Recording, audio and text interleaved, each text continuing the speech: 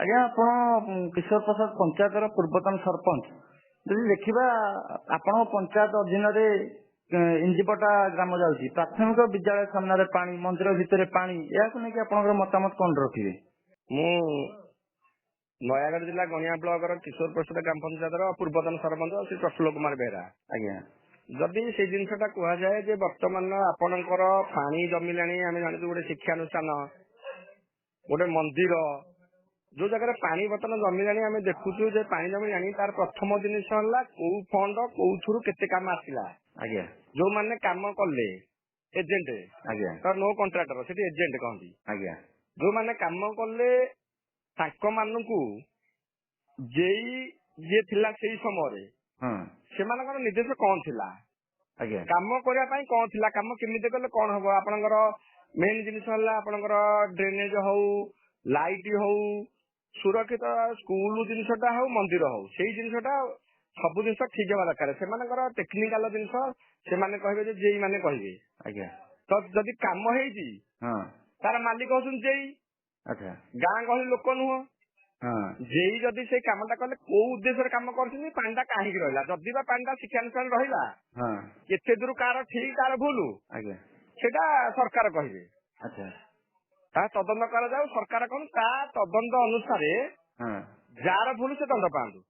ଆଚ୍ଛା ତ ଜନସାଧାରଣ ଦଣ୍ଡ ପାଇବେନି କାରଣ ଜନସାଧାରଣ ହଇରାଣ ହେବେ। ହୁଁ ଟେକ୍ନିକାଲ ଯେଇ ମାନେ ଯିଏ ଅଛନ୍ତି ସେମାନେ ପ୍ରକୃତ ଜିନିଷ କହନ୍ତୁ ଯୋଉମାନେ ହଉଛନ୍ତି ଠିକାଦାର ବା ଆପଣଙ୍କର ଇଏ ଜିନିଷ ଅଛନ୍ତି ସେମାନେ କେମିତି କାମଟା କଲେ ଯଦି କଲେ ପାଣି ଗରା ମନ୍ଦିର ଭିତରକୁ ଯିବା ସ୍କୁଲ ଭିତରକୁ ଯିବା ଆପଣଙ୍କର ଡ୍ରେନ ଟା ବନ୍ଦ କରିବା ଏରା ଭୁଲ। ନାଇଁ ଯଦି ଦେଖିବା ପାଣି ଜମିଛି ସେଇ ଜାଗାରେ ମଧ୍ୟ ଗୋଟେ ଡ୍ରେନ୍ ଥିଲା ହଁ ଯାହା ଲୋକମାନଙ୍କର କହିବା କଥା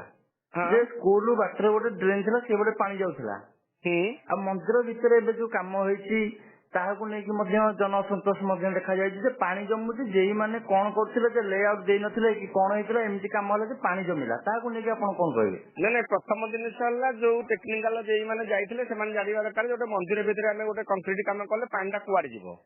ହଁ ମନ୍ଦିର ଭିତରକୁ ଯିବ ନା ବାହାରକୁ ଯିବ କୋଉ ପଟେ ସେମାନେ ତାର ଦେଇଥାନ୍ତେ ବା ସ୍କୁଲ ଭିତରେ ଗୋଟେ କାମ ହେଲା କୋଉ ପଟକୁ ପାଣିଟା ଯିବ ପାଣି ଯିବା ପାଇଁ ବର୍ଷା ଦିନେ ଖରା ବର୍ଷା ଶୀତ ହଁ ସବୁ ଜିନିଷକୁ ନେଇକି ଆପଣ ଟେକ୍ନିକାଲ ହିସାବରେ ଆମେ କହିବେ ଯେହେତୁ ବର୍ଷା ଦିନଟା ହଉଛି ଗୋଟେ ଗୁରୁତ୍ୱପୂର୍ଣ୍ଣ ଜିନିଷ କାହିଁକି ନା ଯେହେତୁ ବର୍ଷା ଆସିଲା ମାନେ ବର୍ଷା ନିଶ୍ଚିତ ପାଣି ଯିବ ତେଣୁ ଗୋଟେ ଘର ଜଣେ କଲା ମାନେ ପାଣିଟା ସେ ରଖୁଛି ନା ନାଇଁ କୋଉ ବାଟ ଯିବା ପାଇଁ ତେଣୁ ଆପଣ ମନ୍ଦିର କଲେ ସ୍କୁଲ କଲେ ଯାହା କଲେ ଡ୍ରେନ ଟା ରଖୁଛନ୍ତି ନା ନାଇଁ ହଁ ଖାଲି ମନ୍ଦିର କରିଦେଇକି ମାର୍ବଲ କରିଦେବେ ଆପଣ ଧୋଇଲା ପରେ ପାଣିଟା କୁଆଡେ ଯିବ ସେ ବାଟ ରଖୁଛନ୍ତି ନା ନାଇଁ। ତେଣୁ ଯୋଉମାନେ ସେ କରିଛନ୍ତି ପ୍ରଥମ ଜିନିଷ ତାଙ୍କର ଭୁଲ ଆଜ୍ଞା ସେମାନେ ଟେକ୍ନିକାଲ ଲୋକ ସେମାନେ ଜାଣିବା ଦରକାର ନାଇଁ ଗୋଟେ ମନ୍ଦିର ଭିତରେ କରିବା ସେଇ ପାଣିଟା ବାଁ ପଟକୁ ଯିବ ନା ଡାହାଣ ପଟକୁ ଯିବ ନା ଆଗକୁ ଯିବ ନା ପଛକୁ ଯିବ ପୋଖରୀକୁ ଯିବ ନା ନଳକୂଅକୁ ଯିବ ନା କୋଉଠି ଯିବ ସିଏ ତାଙ୍କର ଚିନ୍ତା କରି କରିବା କଥା। ଯଦି ପାଣିଟା ଜମୁଛି ସେ ଧନ୍ୟବାଦ ପ୍ରଥମ ଜିନିଷ ଦବା କଥା ମୁଁ କହିବା କଥା ଯେ ଧନ୍ୟବାଦ ଦବା କଥା ସେ ଯେଇମାନଙ୍କୁ ସେମାନେ କେମିତି କାମଟା କଲେ ଆଜ୍ଞା ତାଙ୍କ ଜ୍ଞାନ କଣ ତାଙ୍କ ଅନୁସାରେ ଏଇଟା ସମୟ କହିବ ଫଟୋ ଦେଖେଇଲେ ବା ଆପଣ ଇଏ କଲେ ଜିଲ୍ଲାପାଳଙ୍କୁ କହିଲେ ସେ ଆସିକି ତଦନ୍ତ କଲା ପରେ ସେମାନେ କହିବେ କେମିତି ପାଣି ଗଲା କଣ ହେଲା କାହିଁ କଲେନି ଡ୍ରେନ। ତ ଏହାକୁ ନେଇକି ଆପଣ ଲୋକମାନଙ୍କ ସାଥିରେ ଯେହେତୁ ଅଛନ୍ତି ଆପଣ